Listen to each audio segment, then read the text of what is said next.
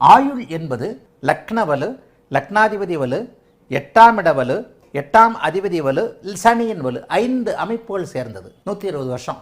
இங்கே 8ஆம் இடம் கெட்டுப்போச்சு, 8ஆம் அதிபதி கெட்டு போனார். ஆயினும் அவர் அங்கே ஆட்சியாக இருக்கிறார். இந்த இடத்துல டிகிரி வித்தியாசத்திற்கு ஏற்ப இந்த ஆயுள் கூடும் குறையும். செவ்வாய் சனி ராகு ஒட்டுமொத்தமாக சனியை அப்படியே பாதித்திருக்கிறார்கள்னா மொத்தமாக குறையும். ஆனால் இந்த லக்ன வலு, லக்னாதிபதி வலு என்கின்றது ஒரு அற்பாயுள் என்று சொல்லப்படக்கூடிய அளவில் ஒரு 55-50 வயதுகள் வாழ அனுமதிக்கக்கூடிய தன்மை. சந்திரனுடைய அதியோகத்தில் சுக்கிரனும் புதனும் லக்னாதிபதி இருக்கிறார். எப்படியா நீங்கள் சொல்கிறீங்க? சுத்தமாக 8ஆம் இடம் கெட்டு போச்சு, எப்படி நீங்கள் அவன் இந்த 60 வயசு வரைக்கும் இருப்பான்னு சொல்கிறீங்க? அடுத்தடுத்த சுப அமைப்புகளை பார்த்து விட வேண்டும்.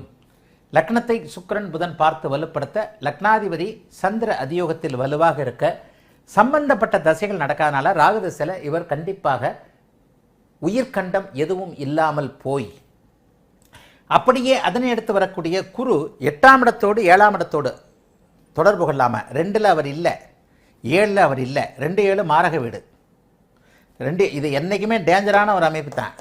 2-7 வந்துக்கிட்டே இருக்கான்னு பார்க்கணும். 2-7-8 இவர் பொதுவான மாரகாதிபதி இல்லை, பாதகாதிபதி. 7ஆம் இடத்துல தனிச்சிருந்தால் பாதகாதிபதி.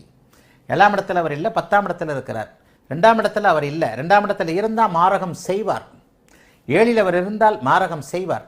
இங்கே 7-2ல் இல்லாமல் அவர் 10ஆம் இடத்துல இருக்கிறார். குருதசையில் இவருக்கு ஆயுள் கண்டம் இல்லவே இல்லை.